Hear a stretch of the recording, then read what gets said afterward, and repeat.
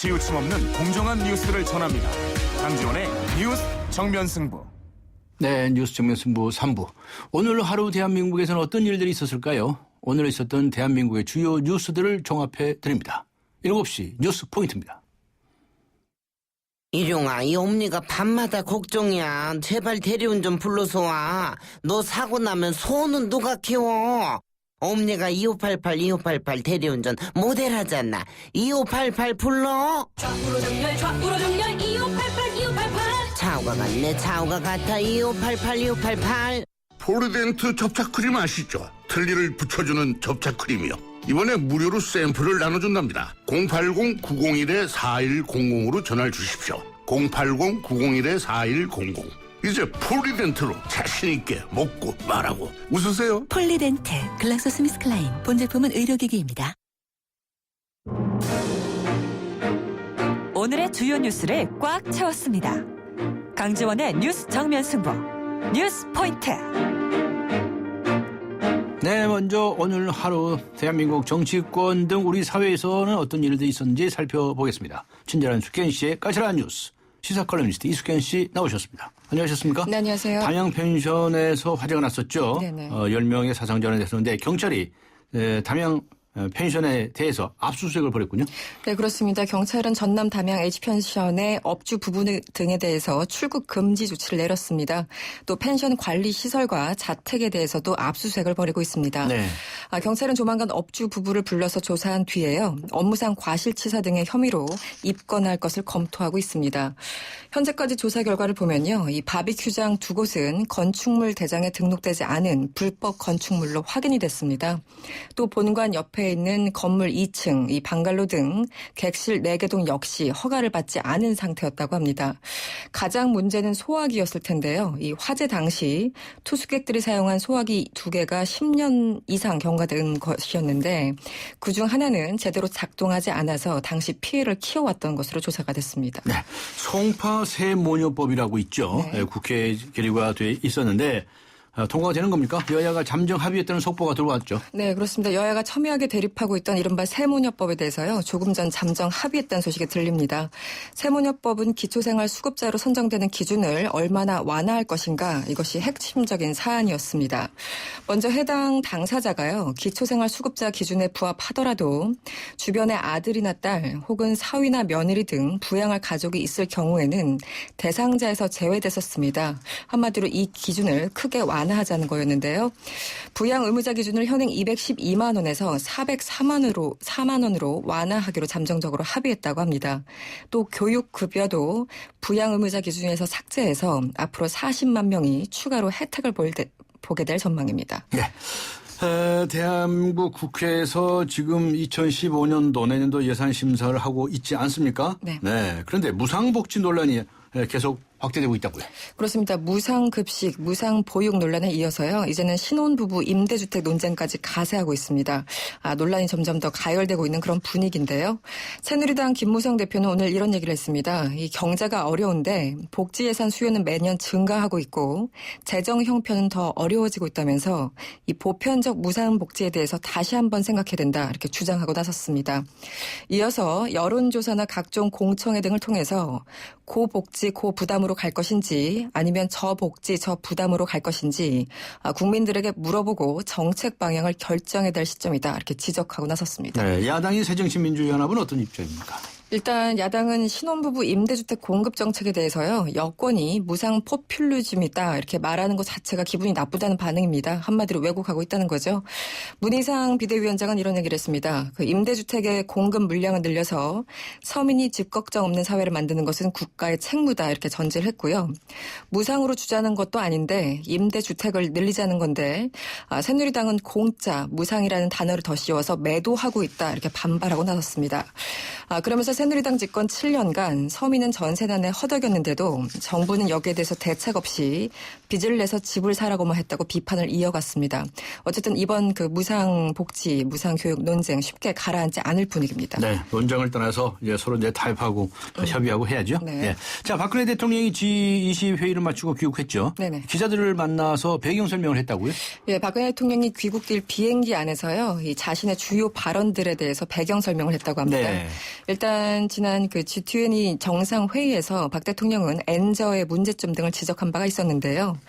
경제가 어려웠을 때 신흥국의 경제적 기여로 선진국도 그 효과를 봤다 이렇게 전제를 하면서 그 덕에 선진국 경제가 좀 회복됐다고 이제 와서 자국 입장만 고려해서 통화 정책을 펴서는 안 된다고 설명했습니다.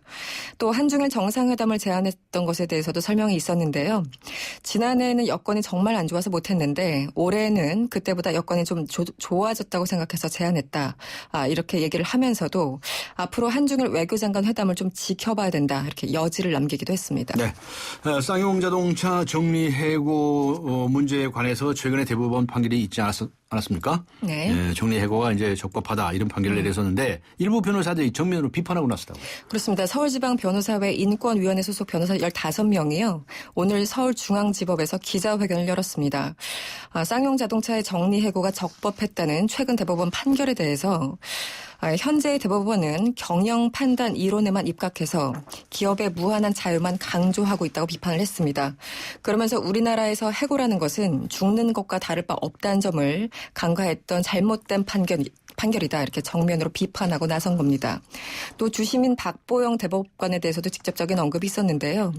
여성 그리고 비서울대 등의 이력으로 이른바 소수자목으로 임명됐는데도 이번 판결에서는 소수자에 대한 고려를 찾아볼 수 없었다고 지적했습니다. 네, 서울 버스 노선에 관한 이야기인데 버스 노선이 90%가 적조를 보고 있다면서요. 네네. 그런데도 그 버스 회사의 이 대표들은 네. 절반 이상이 억대 연봉을 받는다라고 하는 그런 자료가 나왔네요. 네, 공기업을 연상시키는 대목이기도 합니다.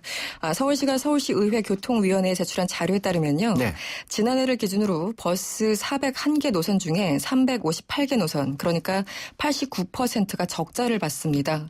이 가운데 적자가 가장 큰 노선은 동성교통이 운행하고 있는 9,401번인데요. 적자액이 무려 38억 원을 넘었습니다. 네. 그럼에도 불구하고 버스 업체 대표 103명 중 56%가 1억 원 이상 연봉을 받았고요. 이 중에서 15명은 지난해만 2억 원 이상, 그리고 5명은 3억 원 이상을 받았습니다. 한편 서울시는 적자 보전액으로 수천억 원을 매년 지급해야 되지만 역시 재정난으로 그동안 제대로 지급하지 못하고 있는 실정이라고 합니다. 네, 한 가지 더 소식 좀 전해주시죠. 아시아나 항공이 샌프란시스코 노선 45일 운항 정지 네. 이런 처분을 받지 않았었습니까? 그렇습니다. 자, 근데 거기서 이익이 있습니다라고 해서 이의신청을 제기했네요. 그렇습니다. 아시아나 항공은요, 이 절차적 정당성이 결여된 행정처분을 수용할 수 없다면서요, 이의신청을 내겠다고 오늘 밝혔습니다. 이의신청을 내겠다고 네. 밝혔네요. 네네. 네. 국토부는 지난해 7월에 샌프란시스코 공항 사고와 관련해서 지난주에 행정처분 심의위원회를 열었습니다. 바로 이 자리에서 인천과 샌프란시스코 노선 45일 운항 정지 처분, 상당히 강력한 처분을 내린 거죠. 그러나 아시아나 항공 측은요, 국토부 공무원이 사전에 국회를 방문해서 운항정지 처분 시에 수송 대책을 설명한 것 등을 들면서 이 행정처분 심의위원회는 요식행위에 불과했다 이렇게 반발해 왔었습니다. 그래서 오늘 이의신청을 낸다고 하는데요. 국토부는 역시 말이 안 되는 소리 하고 있다 이렇게 반발하고 있습니다. 네, 수고하셨습니다. 감사합니다. 고맙습니다. 네, 이숙현 시사 컬럼니스트와 함께 했습니다.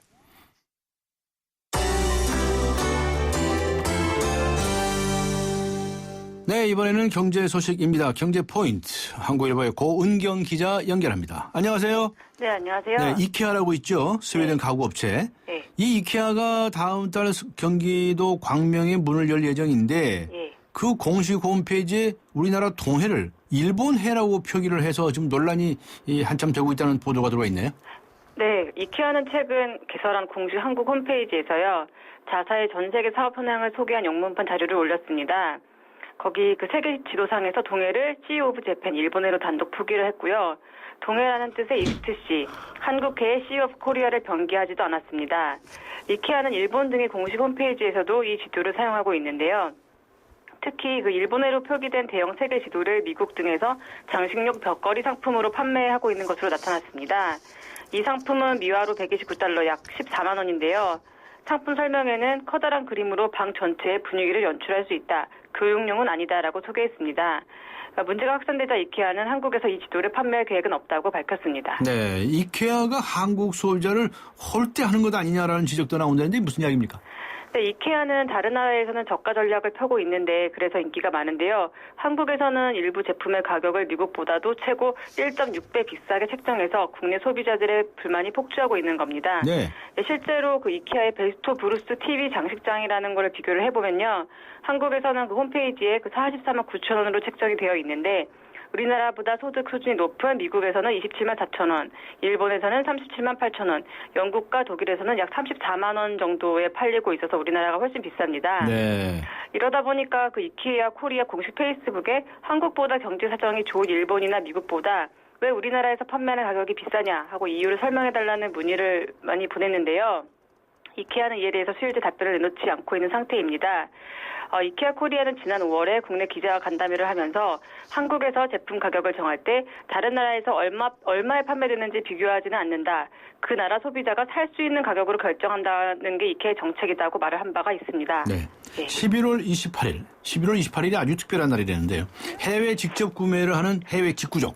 네. 이 해외 직구족들이 잠 못 이루는 블랙 프라이데이라면서요. 네. 예. 이게 아주 뭐 주의가 필요하다는데 무슨 말씀이실까요? 네, 11월 마지막 주 목요일인 추수감사절 다음 날입니다. 그 미국 기업과 쇼핑몰들이 대대적인 할인 행사에 들어가는 블랙 프라이데이를 앞두고서 공정거래위원회가 해외 직구 소비자 피해 주의보를 발령했습니다. 네. 예, 먼저 사례를 살펴보면요.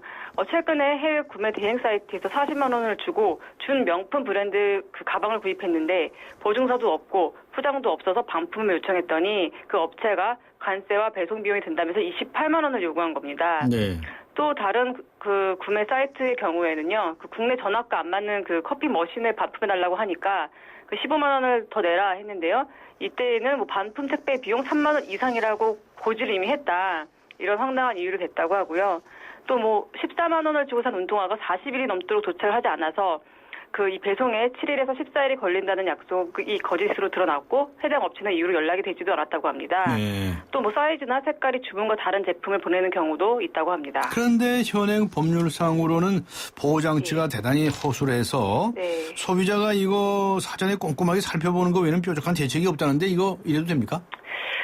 네, 먼저 공정위에 따르면은 해외 구매라는 거는 그 대행 업체가 구매와 배송을 대신하는 해외 구매 대행이 있고 해외 쇼핑몰이 직접 판매와 배송을 하는 해외 직접 배송이라는 게 있는데요. 네. 이 중 이 해외 구매 대행에서 대부분의 피해가 발생을 하는 것으로 보고 있습니다.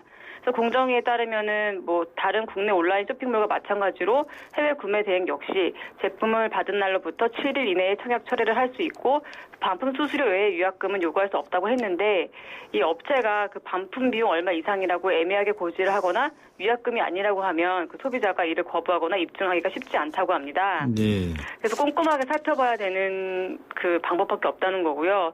또 이제 뭐 공정위가 또 추가로 조언을 한 거는 원화로 결제할 경우에는 환전 수수료로 인해서 가격이 비싸질 수 있으므로 그 해외 사이트가 운용되는 국가의 통화로 결제를 하고 가급적 그 증빙 자료가 남는 신용카드를 이용하는 게 좋다고 합니다. 또 분쟁이 발생할 경우에는 한국소비자원 1372 상담센터 등에 피해 상담을 신청하는 것도 방법이라고 합니다. 예, 알겠습니다. 수고하셨습니다. 네, 감사합니다. 네, 한국일보의 고은경 기자와 함께했습니다. 오늘 강전의 뉴스 정면 승부 3부와 4부는 지난주에 이어서 국경 없는 의사회와 함께하는 특별 공개 방송으로 진행합니다. 오늘은 국제 구호 활동에서 한국의 역할에 대한 이야기 들어보도록 하겠습니다. 국경 없는 의사회와 함께하는 특별 공개 방송 잠시 후 시작합니다.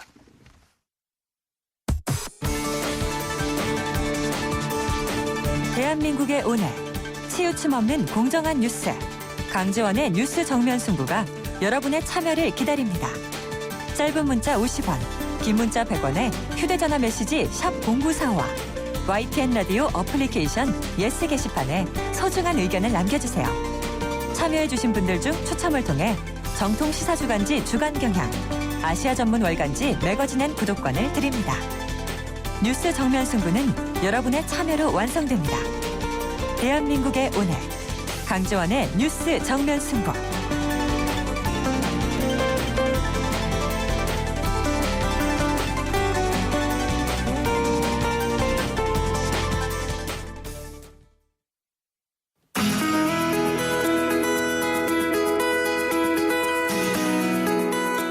국경 없는 의사회 한국 사무소가 문을 연 지 2년이 넘었다고 합니다. 그동안 후원자 여러분들의 아낌없는 지원과 현장 활동가들의 헌신에 힘입어서 국경 없는 의사회가 지난 한 해만 해도 전 세계에서 900만 명의 생명을 구하는 의료 지원 활동을 펼쳤는데요. 거기에 크게 기여했다고 합니다. 이제 한국은 국경 없는 의사회 일원으로서 재정 지원 또 구호 활동과 인력 지원 등에서 없어서는 안 될 핵심 일원으로 부상하고 있다고 합니다. 강조의 뉴스 정면 승부, 이번 시간에는 국제 인도주의 의료 구호 활동에서 한국의 위상과 앞으로 기대되는 역할은 무엇인지 생각해 보고요. 또 분쟁이나 자연재해 같은 다양한 상황에서의 국제 공중보건과 의료 실태에 대해서도 집중적으로 알아보도록 하겠습니다. 저는 진행을 맡은 강지원입니다. 네, 오늘 함께 해주실 여러분들을 소개하도록 하겠습니다. 직접 인사해 주셨으면 좋겠는데요. 예, 국경 없는 의사회 한국과 일본 지부 이사를 맡고 있고 현직으로는 고려대학교 구로병원에서 외상외과를 하고 있는 김남열입니다. 감사합니다. 네, 다음에는 서원석 총장님. 예, 서원석입니다. 저는 보건복지부 산하의 기타 공공기관인 한국국제보건의료재단의 사무총장으로 재직하고 있습니다. 감사합니다. 네. 다음에 이종구 선생님. 저는 이종구라고 합니다. 저는 이제 보건복지부 산하의 질병관리본부장을 지내고 지금은 서울대 의대 교수면서 글로벌 의학센터 이종국 글로벌 의학센터의 장을 맡고 있습니다. 그리고 김영미 PD님. 네, 안녕하세요. 국제문제 전문 그리고 분쟁 지역을 주로 취재하는 프리랜서 PD 김영미입니다. 네, 먼저 김남열 이사님에게 좀 여쭤보겠습니다. 이 국경 없는 의사회가 이제 국제적인 단체죠. 그런데 이제 한국 사무소가 생겼다. 이게 2년 정도 됐다 이렇게 알고 있거든요. 그 설명을 좀 해주세요. 이게 국경 없는 사회가 그 프랑스에서 처음 만들어진 게 1971년이고요. 여러분께서 잘 아시다시피 각 세계 전체적으로 현재까지 28개의 지부가 있습니다. 그 중에서 저희가 거의 이제 막내둥이로 2년 전에 2012년에 한국 지부가 설립이 돼서 이제 본격적으로 한국 사람들도 그 국경 없는 의사회라는 걸 단체를 통해서 이렇게 활동을 이제 직간접적으로 할 수 있는 그런 좋은 기회가 된 것 같고요. 그렇게 네. 만들었습니다. 그런데 한국 사무소가 생기기 전에도 한국 의사들이나 의료진들이 국경 없는 의사회 활동에 참여를 한 일이 많이 있었다면서요?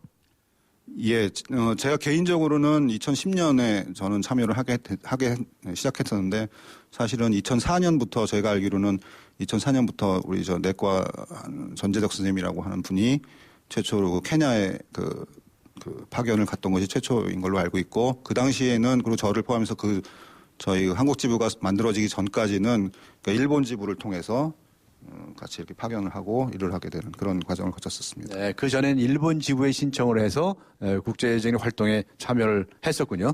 네, 국경 없는 의사회 한국 지부가 후원금으로 지원하는 프로젝트도 있다면서요?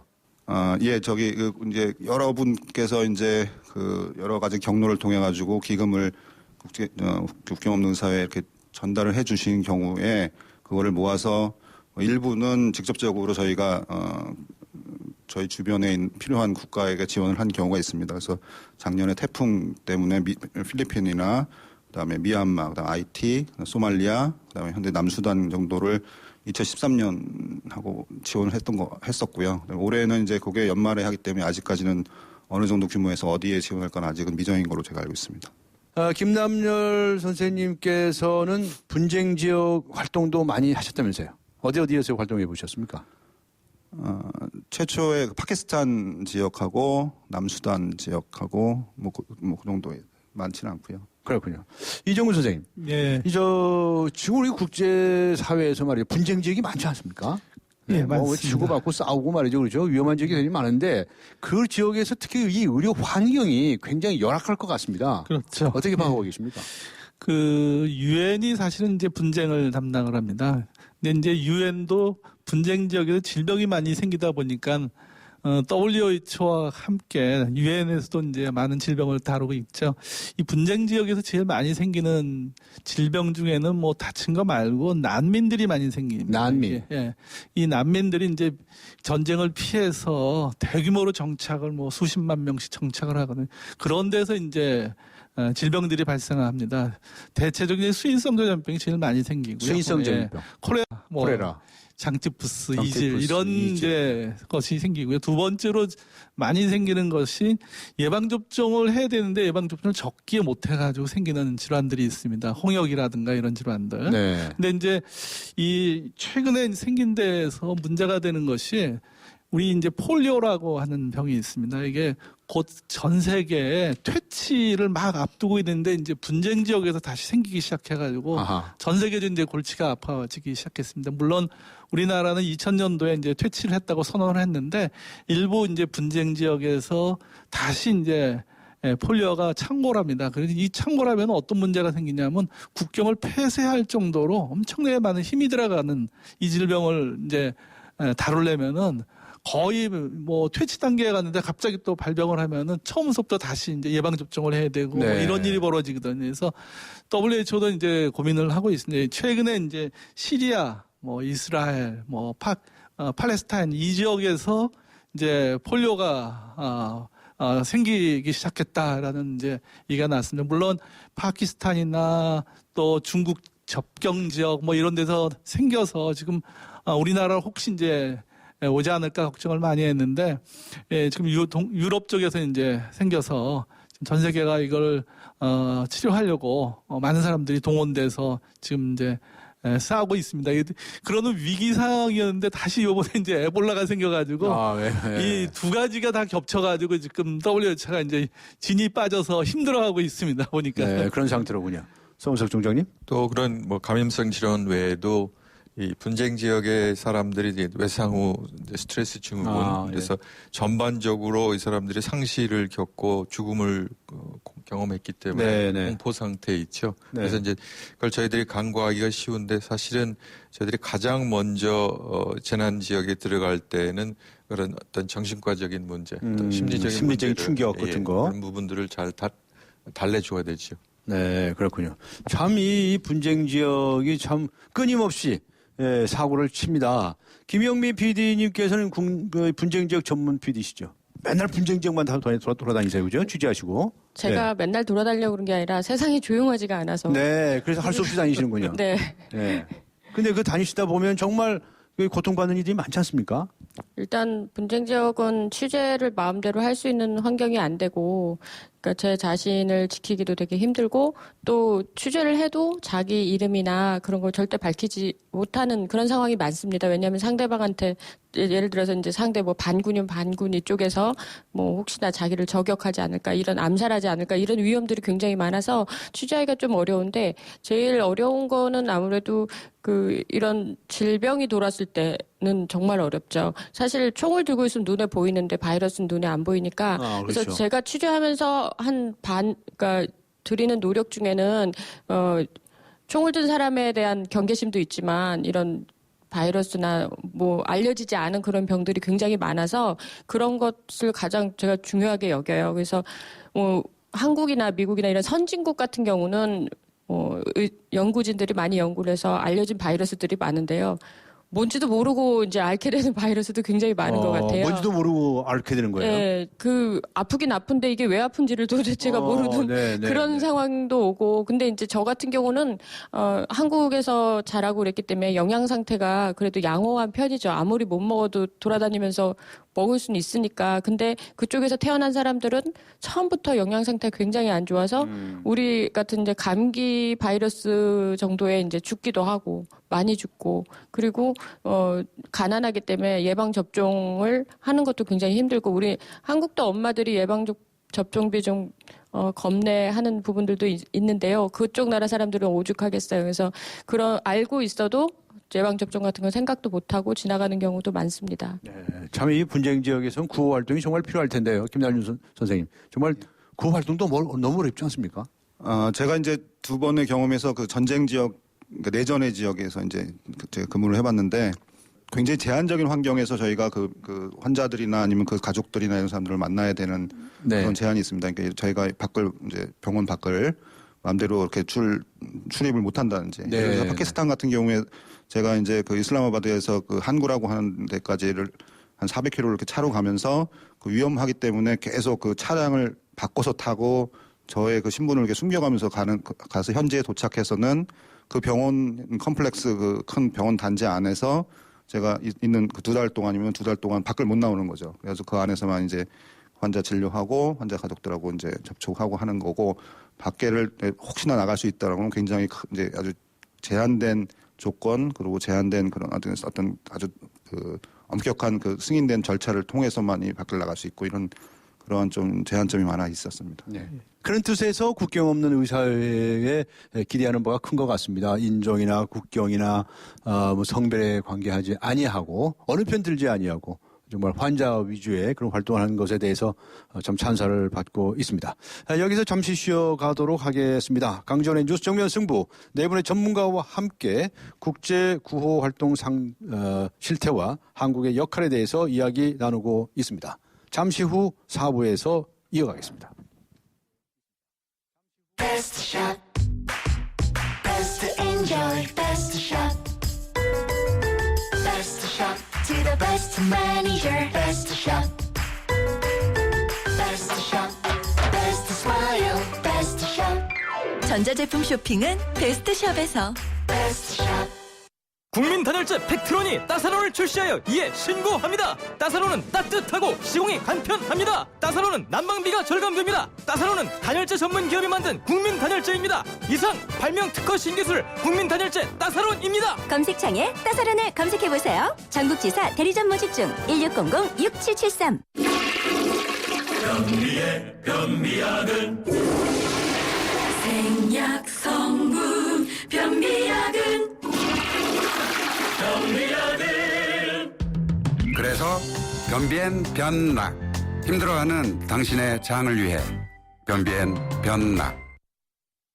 네, 오늘 강지원의 뉴스 정면 승부 국경 없는 의사회와 함께한 공개 방송 보내드리고 있습니다. 청취자 여러분들께서 문자를 보내주시고 계시는데요. 9971번님 분쟁 지역에서 위험을 무릅쓰고 의료 활동을 이어가는 분들 정말 존경스럽습니다.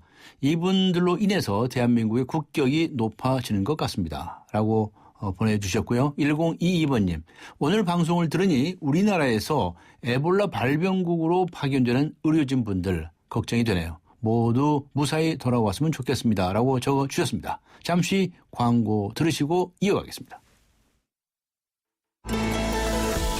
인천 지역 맞춤형 일자리 창출 지원 사업. 인천 지역에 맞는 맞춤형 교육을 통해 준비된 인재가 지역의 관련 기업으로 취업하는 사업입니다.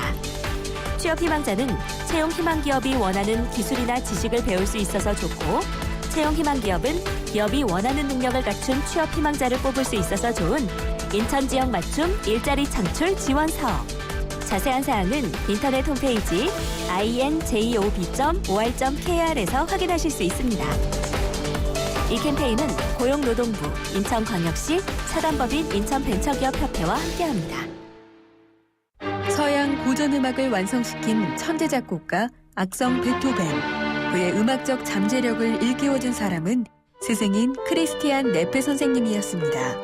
네페 선생님은 지루한 이론과 반복적인 연습을 강요하지 않았습니다. 이탈리아와 프랑스, 독일의 유명한 오페라를 감상할 기회를 마련했고, 어린 베토벤이 음악에 대해 더 깊이 느끼고 생각할 수 있도록 이끌었습니다. 가르치는 것이 아니라 깨우치는 교육, 아이들의 잠재력을 활짝 꽃피우는 우리 교육의 희망입니다. 이 캠페인은 I am the key, 눈높이 대교와 함께합니다. 강지원의 뉴스 정면 승부. 네, 국경 없는 의사회와 함께하는 강지원의 뉴스 정면 승부. 네 분의 전문가 모시고 국제 구호 활동 실태에 대한 이야기 나누고 있습니다. 이어지는 4부에서는 구호 활동에서 한국의 역할에 대한 이야기 들어보도록 하겠습니다. 공개방송 이어갑니다. 우리 집 통신 대표번호 101. TV지를 101로, 인터넷을 101로, 홍보이도 101로, 모두 가입해. CCTV 맘카도 101로. 다 함께 우리 집 통신은 101로 모두 다 해결해요. LG U+. 송일국입니다. 프로바이오틱스 고를 땐 두 가지만 기억하세요. 위에서는 쥐락 잡아주고 장에서는 펴락 풀어주고 세계인의 장을 쥐락 펴락 수출하는 프로바이오틱스. 세계가 주목하는 데는 이유가 있겠죠. 쥐락 펴락 히오락. 건강기능식품 광고입니다. 28글자로 백성의 눈을 뜨게 하겠다. 세종대왕의 혁신적인 생각. 동서양을 융합해 새로운 문화를 만들겠다. 알렉산더 대왕의 창조적인 생각. 위대한 생각은 녹슬지 않습니다. 위대함을 향해 갑니다. 포스코. 네, 강지원의 뉴스 정면 승부, 구호 활동을 펼치는 분쟁 지역의 실태와 국제 의료 구호 활동에서 한국의 역할과 책임에 대해서 이야기 나누고 있습니다. 네, 김남열 선생님, 분쟁 지역에서 구호 활동을 해보신 경험을 말씀을 하시지 않으셨습니까? 네. 무섭지 않으셨습니까? 처음에는 무섭습니다. 무서우셨습니까? 예. 처음에 네. 제가 그 파키스탄에 갔을 때는 거기가 이제 탈레반이 이렇게 점령하고 있는 지역이라 거의 매일 밤마다 총소리가 들립니다. 예. 처음에는 일주일 동안은 그 총소리 들으면 잠을 못 자고 네. 갔더니 그 창이 저희가 이제 묵는 숙소의 창문에 철문으로 돼 있어요. 그래서 난 이게 왜 그런가 했더니 총알 날라오지 말라고 돼 있고 그리고 또 하나 우리가 이제 받아본 지침 중에 하나가 절대로 2층으로 올라가지 말라. 2층? 예. 그 총알이 2층인 게 결국은 1층 단층이니까 다 옥상인데요. 네. 옥상으로 올라가지 말라고 돼 있는 거가 총이 위로 날아다니니까 그거 때문에 그런 지침을 처음에 보고 무서웠죠. 솔직히 말하면. 근데 이제 한 일주일쯤 지나니까 총소리가 들리면 이제 잘 시간이구나. 그래서 이제 적응이 금방 되긴 하고 그다음에 또 하나는 저희가 이제 믿는 거는 이게 개인 신분으로 간 게 아니고 그리고 국경 없는 의사회라고 하는 어떤 단체를 통해서 갔고 그 단체가 여러 가지 정치적인 아니 행정적인 그런 수단을 통해서 그 양측 그러니까 어떤 양측의 중간에서 잘 역할을 해줘가지고 우리의 안전을 지켜준다라는 거를 이렇게 좀 지내면서 그런 믿음이 생기더라고요 처음에. 실제로도 근데 제가 거기서 있다가 바로 나온 직후에 있었던 일인데 병원에 한번 공격당한 적이 있긴 있습니다. 남수단에서도 있었고 예멘에서도 있었고 저희가 있었던 파키스탄에도 뭐 간혹가다 있긴 있습니다. 그렇군요. 자, 우리 김영미 PD께서는 이 분쟁 지역 다니시다가 국경 없는 의사회 분들 만나보신 적 있나요? 많이 만나고요. 많이 만났어요? 도움도 받아요. 그래요? 아프면 이제 글로 가야지. 도움도 많이 받아서 저는 이제 굉장히 많이 만나고 용기 있는 의사들도 많이 만납니다. 그래서 시리아 내전 중에는 앰뷸런스가 사실 시리아 북부 쪽에 한 70여 대가 있었어요, 총. 근데 지금 다 파괴되고 2대가 남았어요. 앰뷸런스를 집중적으로 이제 정부군이 공격을 해서 의사든 환자든 앰뷸런스가 굉장히 많이 파괴가 됐는데 그러다 보니까 터키 쪽에서 밤에 불을 끄고 앰뷸런스를 까맣게 칠하고 이제 들어가야 되는 거예요. 그래서 거기에 이제 동승하시는 분 중에 이제 국경 없는 의사분이 계시면 가끔씩 동승도 하시고 그렇게 해서 밤새 깜깜한데 헤드라이트도 안 켜고 이렇게 들어갈 때 같이 들어가서 치료하는 과정들을 봤는데 병원이 다 파괴돼서 이제 모스크 같은 데에서 이제 환자들이 막 있는데 제가 봤을 때는 그 속에서 이제 현지인 의사들도 이제 환자들 한 명이라도 더 구하려고 거기서 같이 환자들하고 이렇게 같이 있는 모습을 봤는데요. 그러니까 사람의 모습이 아닌 거죠. 그래서 제가 그거 이제 취재를 하고 나오는데 거기 현지 의사분이 한번 그렇게 물어보시더라고요. 우리가 이렇게 환자들 보는 거 알려줬으면 좋겠다고. 그래서 수액이라도 좀 받았으면 좋겠는데. 수액이라도 받았으면 좋겠다. 왜냐하면 이 폭탄 사고가 나거나 그러면 그러니까 대부분이 멀쩡한 사람이 그러니까 죽는 거죠. 그러니까 병이 걸렸거나 그런 게 아니니까. 그래서 피를 많이 흘리다 보니까 그게 필요하대요. 근데 이제 사실상 제가 한국에서 수액을 보내줄 수 있는 방법은 거의 없어요. 행정 절차가 너무 까다롭고 이제 국경을 통과한다는 게 쉽지가 않거든요. 그런데 이제 의사분이 직접 가시게 되더라도 이런 행정 절차나 이런 것들이 좀 개선되지 않으면 그분들이 2배로 고통을 받는 거예요. 내가 저 사람들 구하고 싶어서 의사들이 가는데 가면 현지에서 양쪽의 적군 때로는 이 적이 한 서너 개가 나타나요. 그리고 다 자기네들 이해관계가 있기 때문에 이게 쉽지 않은 거거든요. 그래서 누구를 치료해 주는 게 굉장히 어려운 거죠. 반군을 치료해 주면 정부군의 입장에서는 반군과 똑같은 무리가 되는 거고 또 정부군을 치료해주면 반군 애들이 넌 정부군이다라고 할 수도 있는 거고. 그래서 이 가운데에서 아슬아슬하게 경계에 있는 것이 아마 가장 힘든 것 같고, 또 치료 시설이 이제 첨단 치료 시설이 아니다 보니까 살릴 수 있는데 살리지 못하는 경우도 굉장히 많고요. 그래서 이런 부분들이 좀 더 많이 알려져서 요즘에는 세상이 굉장히 가까워졌다고 느끼거든요. 에볼라도 이제 뭐 옛날 같았으면 그냥 정글에서 마을 하나만 초토화되고 끝날 문제가 이제 버스를 타고 이제 원주민들이 나오면서 이제 전염이 되고 또 비행기를 타고 미국까지 날아가잖아요. 그러니까 세상이 가까워진 거예요. 그래서 네. 더 이상 남의 일에 무관심할 수가 없는 세상이 온 거죠. 그래서 이런 것을 계기로 그런 것들 좀 깨닫는 계기가 됐으면 좋겠습니다. 네. 참 이 순간에도 전 세계 각국에서는 수많은 분쟁들이 지속이 되고 있습니다. 자, 이러한 분쟁 지역에서 여러 가지 의료 구호 활동에 있어서 우리 한국은 과연 어느 정도 역할을 했는가에 관해서 한번 얘기를 해보는 시간을 가졌으면 좋겠습니다. 대한민국 좀 얼마나 공헌하고 있다고 보십니까? 서원세 선생님? 예. 이제 그 말씀 전에 분쟁 지역에 대해서 잠깐 말씀을 드리면 이 분쟁 지역의 보건의료 문제는 항상 우선순위에서 항상 밀리죠. 밀립니까?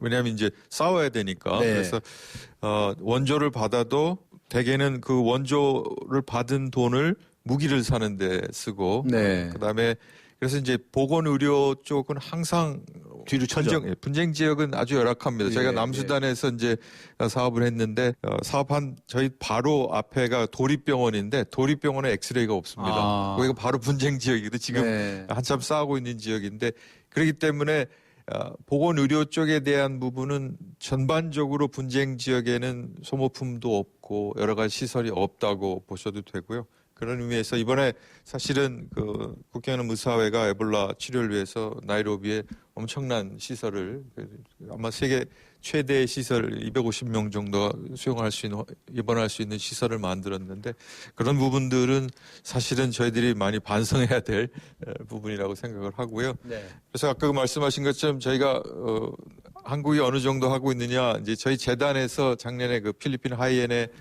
구호를 나갔습니다. 이제 저희 대한민국 긴급 구호단의 일원으로 저희들이 한 1,000명 정도를 훈련을 시켜서 항상 파견할 수 있도록 준비를 하고요. 올해도 한 1,000명 정도 훈련을 시켜서 그중에 한 30명은 관영 여권을 가지고 긴급 구호 상황이 터지면 바로 나가는데 저희들이 그 필리핀 하이엔에 나가서 그 현지 병원에 기지를 차리고 현지인들하고 공동으로 진료를 했습니다. 그래서 이제 필리핀 정부에서 그거가 다 종료된 다음에 몇 나라 아주 우수한 사례로 뽑을 수 있는 몇 나라를 선택을 했는데 한국이 그 가장 우수한 활동을 한 세 나라 중에 하나로 이제 선정이 됐는데 그 이유는 뭐냐면 한국 사람들이 와서 필리핀 현지 인력들하고 같이 구호 활동을 했다라는 거죠. 네. 대부분은 이제 뭐 팀이 들어오든지 병원이 들어오든지 와서 활동을 하는데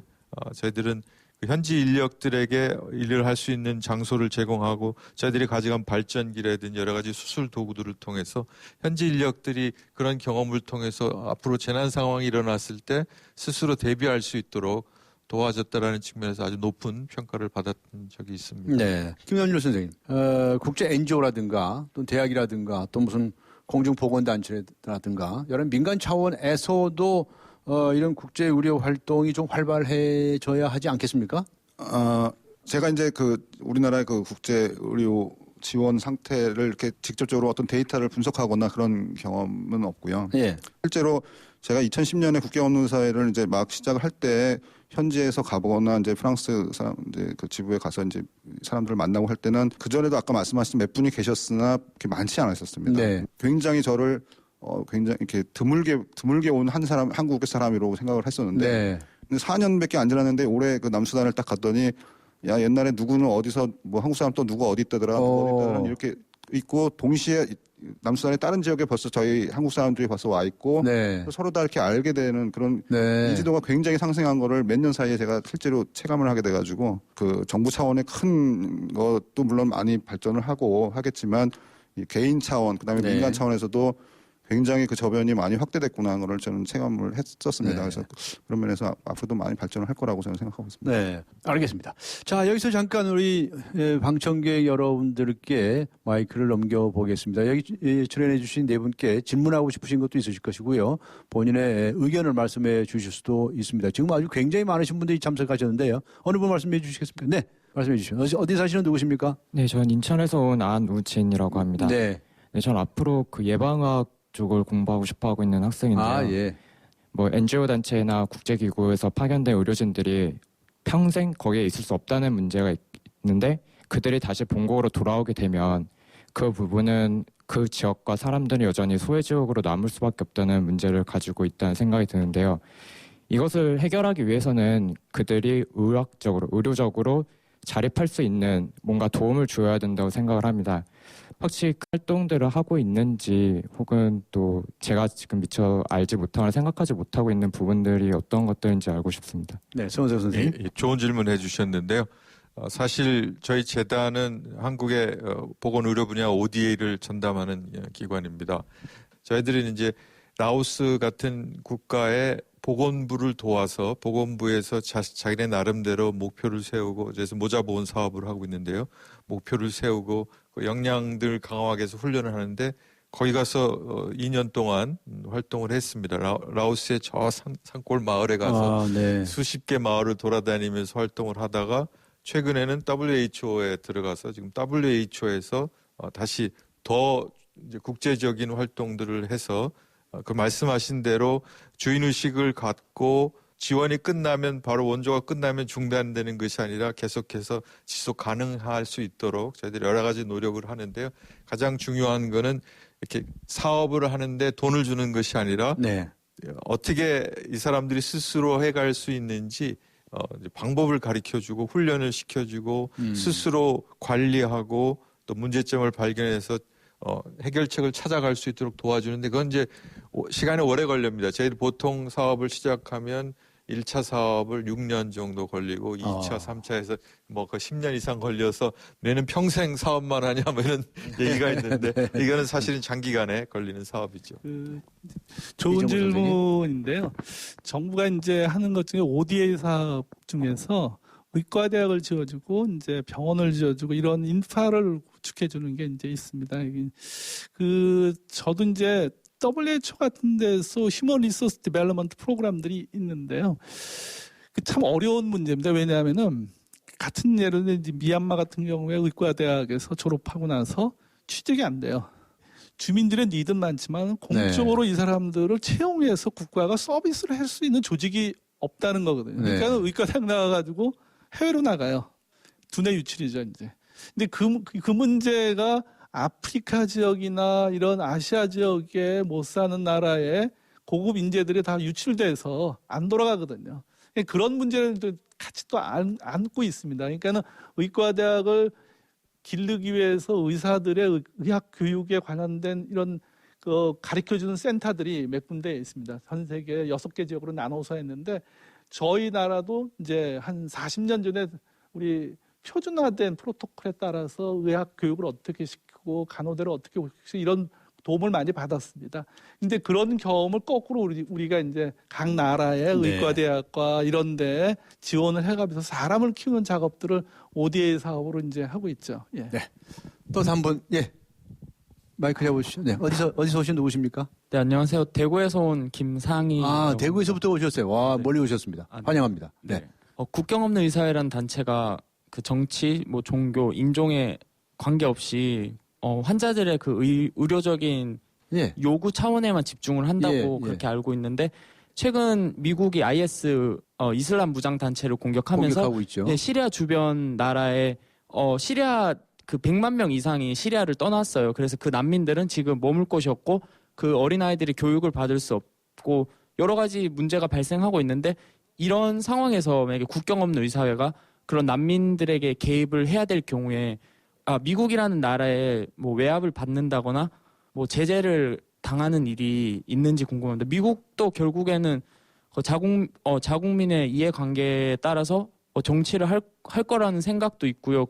이 부분에 관해서는 시리아 그쪽 지역에 집중적으로 취재하신 우리 김영미 PD 말씀 먼저 듣고 그리고 나서 국경 없는 의사회 측의 말씀을 듣도록 그렇게 하겠습니다. 네, 난민들뿐만이 아니라 시리아 전체 내전이 4년 동안 됐잖아요. 그러면 전쟁 4년 동안이면 아무도 못 믿어요. 옆에 그 가족도 못 믿어요. 그 정도로 언제 죽을지 모르기 때문에 사람들이 정신적으로 굉장히 피폐되어 있거든요. 그래서 그런 상황에서 이제 외국인들이 돈 좀 들고 왔다고 이렇게 오게 되면은 나를 죽일까 안 죽일까 가장 이 사람들의 초미의 관심사예요. 저 사람이 나의 적인지 날 진짜 도와주는지. 네. 그래서 그게 이제 그 경계에 있을 때 이제 예를 들어서 그 IS나 무장단체 이런 애들이 이제 헛소문을 이렇게 쫙 퍼뜨리죠. 소아마비 같은 경우도 미국이나 서양 세계가 이 DNA를 우리를 바꿔가지고 미국 말을 잘 듣게 하려고 하는 거다라고 탈레반들이 소문을 퍼뜨린 거죠. 그래서 소아마비 주사를 안 맞으려는 거예요. 그러니까 거기는 이제 시리아도 그렇고 아프가니스탄 이런 데도 그렇고 글자를 아는 사람을 제가 이제 장터에서 이렇게 해서 글자 아는 사람 보면 아무도 손 안 들어요. 거의 없어요. 그러니까 교육을 받은 그런 경험도 없기 때문에 탈레반이 그렇게 말하면 이제 소문이 돌면 그게 진리지 절대로 뉴스나 어디에 나온 자기가 모르는 사람들의 이야기는 절대 안 믿는 거예요. 그래서 그러니까 여기 외국인들이 왔는데 이 외국인들이 미국의 스파이다. 라면 다 끝나는 거예요. 그 동네 이장님이나 촌장님 이런 사람들이 한마디 해버리면 그냥 아무리 가서 내가 노력을 해도 안 되는 거죠. 그래서 그런 상황이기 때문에 지금 현재 전쟁이 나서 난민들이 막 이렇게 나와 있는데 여기서 뭔가 어떻게 해야 되겠다라고 뭔가 개선해야 되겠다 이런 상황은 솔직히 말하면 저는 불가능하다고 보고요. 시작이라고 생각을 해요, 이게. 그래서, 우리가 그 문제의식을 하느냐, 안 하느냐의 차이라고 저는 생각을 하는데요. 그 문제의식을 하게 됐을 때는 우리 쪽에서 대비책을 할 수가 있잖아요. 우리는 그런 사람들이 아니라 당신들 진짜 도와주려고 한다라는 걸 최대한 우리가 노력을 하게 되는 거죠. 그러면 저쪽도 새로운 경험인 거예요. 그래서 이런 문명이 지금 교차하고 있는 그런 상황이기 때문에 수많은 문제들이 발생하지만 이거는 시작이라고 생각을 하고 앞으로 어떻게 하면 이거를 솔루션을 찾을까라는 데 집중을 했을 때는 우리 다음 세대는 좀 다를 수 있겠죠. 네. 변현열 이사님께서 국경 없는 의사회가 그런 활동할 때 압력 같은 거 받지 않는지에 관해서 답변을 주시죠. 지금 시리아 예를 들어서 말씀하셨는데 그거를 제가 공식적으로 어떻다고 말씀드릴 위치도 아니고 아는 바는 정확히 없는데 아마도 저 현장에 보면은 당연히 아까 이런 말씀이 크게 답이 안 될지 모르겠으나 초두에 말씀하셨지만 그 종교적인 거 인종 정치적인 어떤 그런 거에 관여 없이 우리가 보는 거는 그 사람들의 그러니까 의료적인 그 필요성이 있느냐 없느냐만 저희가 그거를 제공해주는 판단의 근거라는 거고요. 시리아 얘기를 하자면 시리아의 국경 밖으로 이렇게 탈출해서 나와셔가지고 거기 난민촌을 이렇게 형성하고 있는 그런 분들은 한 그룹이잖아요. 그러니까 거기에 이렇게 어떤 의료 지원을 하는 거는 그렇게 어렵지 않을 거로 생각되는데 다만 이제 어려운 경우는 두 단체 두 사이에 거기서 이제 정착을 하게 되는 그런 경우는 굉장히 전술적으로 아주 균형 감각 있게 잘 맞춰서 해야 돼서 무슨 압력을 받는다기보다도 실제로 거기서 의료 행위를 하기 위해서는 압력의 차원을 넘어서 그 두 가지 사이에서 이렇게 잘 균형 감각 있게 그거를 이렇게 운영해가는 그런 묘는 그런 행정의 묘는 아마 있어야 되지 않을까라는 생각은 제가 그냥 개인적으로 해봅니다. 네. 이제 마무리해야 할 시간입니다. 오늘 국경 없는 의사회와 함께 특집 방송을 하고 있는데요. 네 분께 마지막으로 한 말씀씩 부탁을 드리고자 합니다. 국경 없는 의사회에서 활동하는 우리 한국인 분들을 위해서 격려의 말씀도 좋고요. 또 이런 점을 저런 점을 개선했으면 좋겠다라고 하는 주문의 말씀도 도움이 되리라고 생각을 합니다. 어려운 분 좀 말씀해 주시겠습니까? 이정구 선생님. 네. 저는 이제 이번 국경 없는 의사회가 자발적으로 이렇게 이 아프리카를 돕고 나섰던 것이 아마 우리 사회가 좀 더 건강해지고 또 국제사회에서 우리가 어떤 역할을 한다는 게 명확하게 이제 알려지고 그렇게 되는 것 같습니다. 한편으로는 이제 뒤늦지만은 우리 정부도 이제 남을 진짜 돕겠다 이제 그런 뜻에서 이런 일에 동참해 주시는 많은 이제 어려움을 같이 하시는 분들께 감사를 드립니다. 예, 저희가 이제 개발도상국 원조를 하면서 한국을 소개할 때 가장 많이 얘기하는 것이 다른 나라하고 비교해서 한국이 왜 그렇게 발전하고 어떻게 빈곤을 극복할 수 있는가를 얘기할 때 저희들이 얘기하는 게 자발성이거든요. 자발성. 자기 스스로를 돕고자 하는 생각들에 의해서 한국이 발전됐다고 얘기하는데 그것이 사실은 이 국경 없는 의사회 같은 여러 NGO들의 사실은 핵심 정신이죠. 그것이 한국을 발전시키고 또 앞으로 세계를 발전시킬 수 있을 거라고 생각을 하고요. 그런 면에서 이 국경 없는 의사회는 특히 전문성과 그 자발성이 잘 결합된 아주 좋은 예라고 생각을 하고 국가기관도 할 수 없는 일들을 하고 있어서 앞으로 여러분들이 많이 참여하시고 또 국경 없는 의사회가 어떤 일을 하는지 주의 깊게 봐주시면 또 좋은 기회도 얻고 앞으로 어떻게 내가 헌신해야 되고 세계를 위해서 기여할지를 보시게 될 거라고 생각합니다. 네, 김영미 PD님. 네, 이번에 에볼라 사태도 그렇고 그러니까 WHO나 세계 국제사회에서 하려는 건 의료적인 대처였죠. 근데 이 에볼라 같은 경우는 의료적인 해결만으로는 해결이 안 나요. 그래서 반드시 인류의 사람에 대한 관심 그리고 그 사람들에 대한 이해심 뭐 이런 것들이 필요한 거죠. 근데 국경 없는 의사회 같은 경우는 바로 그 의료적인 거 플러스 바로 그 인류애라는 게 결합된 아주 이상적인 그런 조직이라고 저는 생각을 해요. 그래서 관심을 가지고 세상 사람들을 바라봤을 때 그 사람들의 아픔과 혹은 그 고통 그리고 그들이 필요한 것 이런 것에 관심을 가졌기 때문에 여기서 의사가 갈 수도 있는 거고요. 이런 인류애가 바탕이 된 그런 좋은 조직이라고 저는 생각을 하고요. 이런 조직이 계속 명맥을 유지해가지고 100년, 200년 혹은 300년, 1000년 이렇게 내려가야 인류 역사에 발전하고 같이 할 것이라고 기대를 합니다. 마지막으로 김남현 선생님. 예, 오늘 청중으로 오신 분 중에서 굉장히 학생분들이 많으신 것 같은데 제가 가끔 가다가 이제 어느 학교라든지 이런데 뭐 의과대학이 됐던 일반 대학이 됐던 국제 의료 이런 구호 활동이라든지 아니면 국경 없는 의사의 활동에 대해서 가끔 이제 강의라는 걸 하러 가는데 그때 가장 많이 받는 질문 중에 하나가 저희가 이제 실제로 가서 활동을 하는 그 동안에 한국에서 다 이제 뭐 직업이 원래 있었잖아요. 의사가 됐건 간호사가 됐건. 그동안 어떻게 하냐 그걸 물어보는 게 가장 많아요. 근데 이제 좀 바라는 우리 사회도 약간 이렇게 사회적인 봉사를 하는 사람의 그 차원에서 그런 사람에 대해서 약간 제도적으로 조금 어떤 안정적인 바탕이 되는 그런 것이 만들어지면 어떨까 하는 생각이 하나 그런 말씀을 드리고 싶고요. 또 하나 이제 여러 학생분들이 많이 오셨는데 이제 여러분이 잘 아는 새천년 MDG 골이라는 거 있지 않습니까? 유엔에서. 그거를 하기 위해서 목표를 달성하기 위해서 전 세계 OECD 국가에서 한 0.7%를 작출을 해가지고 하면은 달성할 수 있다 그래가지고 이렇게 계속 기금을 적립하고 있는 걸로 알고 있습니다. 그래서 제가 근데 그거는 이제 경제적인 그런 소스를 말하는 거고요. 근데 그거를 또 가서 해야 될 사람들이 필요하잖아요. 그래서 그걸 저도 이렇게 계산을 해보니까 의사의 입장에서 보니까 의과대학 1000명 의사가 나오면 그중에 1명은 우리나라가 아니고 그런 데 가서 일하면 그 정도면 해결이 되겠다는 생각이 들더라고요. 그래서 제가 그거를 0.01%죠. 0.01%의 룰이라고 해서 만들어 놓은 게 하나 있는데 제가 그래서 강의할 때마다 그런 얘기 합니다. 그래서 1000명한테 강의하면 그중에 1명은 저 같은 사람 하나 나왔으면 좋겠다고 더 많이 공부하시고 더 많이 이렇게 보시면 더 좋은 많은 일들이 여러분 앞에 있을 거라고 저는 확신하고 있습니다. 감사합니다. 네, 오늘 강지원의 뉴스 정면 승부 특집 공개 방송 한국전파진흥협회의 지원으로 함께 했습니다. 오늘 국경 없는 의사회 한국지부의 김남열 이사님, 한국국제보건의료재단의 서운석 사무총장님, 그리고 서울대학교 의과대학의 이종구 교수님, 국제분쟁 전문 PD시죠. 김영미 PD님과 함께 했습니다. 네, 대한민국 원조 받는 나라에서 도움을 주는 나라가 되었습니다. 앞으로 해야 할 일이 무궁무진합니다. 그 길에 국경 없는 의사회에서 활약 중인 우리 한국인들의 땀과 눈물이 있고 또 우리 정부의 적극적인 뒷받침이 있어 왔음을 기억하게 됩니다. 강지원의 뉴스 정면 승부 여기서 모두 마치겠습니다. 여러분 고맙습니다.